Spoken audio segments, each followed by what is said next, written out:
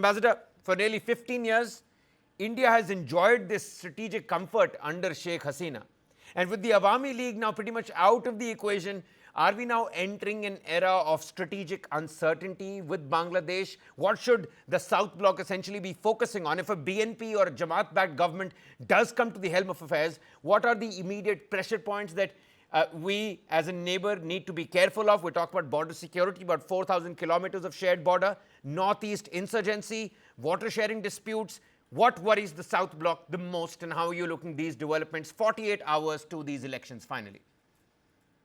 Well, I think first of all, I have to somewhat question two of items of what you said. First, you said that the Gen Z has won out. Actually, the Gen Z did not stage the uprising. It was a regime change operation planned far away from Gen Z in chancelleries, which began in the West.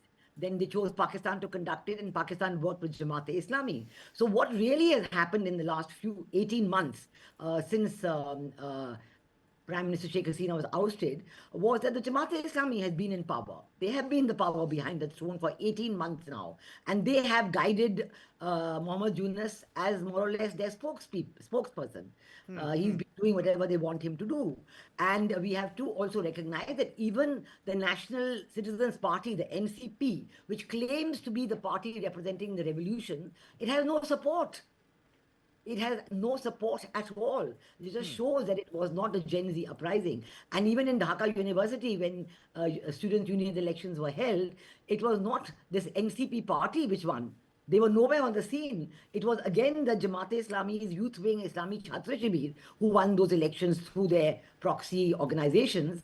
And so they are ruling the roost even in the universities. So really, the first thing is that the situation in Bangladesh today has been under the control of the Jamaat-e-Islami for the last 18 months, and they have brought Pakistan very much into the picture in Bangladesh. Pakistan is trying to revive the pre-1971 linkages between West Pakistan and the then East Pakistan. The second point is that Awami League hasn't disappeared. Awami League is very much there. Awami League's 35-40% vote bank is completely intact. They've been banned from the activities, have been banned. They're not being allowed to participate in the elections day after tomorrow, but that's unconstitutional. There's no reason why the Awami League should have been banned. I mean, in Nepal, Oli Sharma government was deposed, but his party has not been banned from the March elections. Yep. In Sri Lanka, the Rajapaksa government was deposed. His party was not banned from participating in the elections.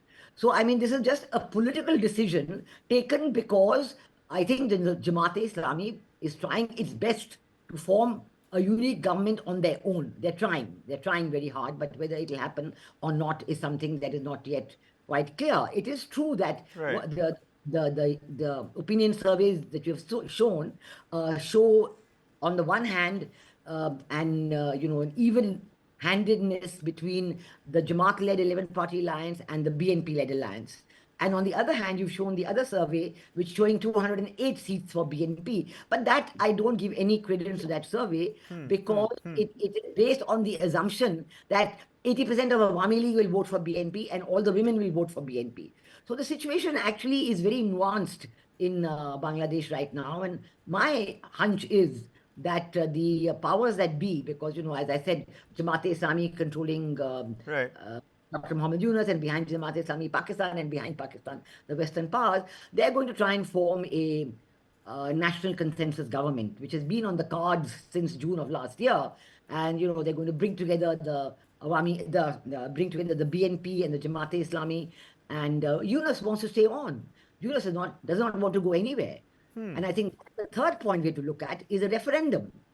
Because a referendum, again, is another completely unconstitutional, illegitimate act. There is no provision for a referendum in the constitution. And the interim regime, even though that was completely unconstitutional, but the interim regime has no authority to delve into the changing of the constitution, delve into these kind of reforms. They are supposed to be there for 90 days and hold elections and maintain law and order till the elections are held. That's about it. So, this whole question about wanting that rest referendum, and it is very dangerous because I understand, and maybe Ms. Cloudin Chaudhary will tell us some more about this, but I understand that in the ballot papers for the referendum, there are no numbering. So actually, these ballot papers are completely fake. Any number can be printed. There is no numbering at all. So I think we have to focus on the irregularities of this election. That is vital. If we are going to understand what to do afterwards, we have to focus on what is going wrong right now. All And I right. can tell you, if a lot of things go wrong now, the violence will be back on the streets.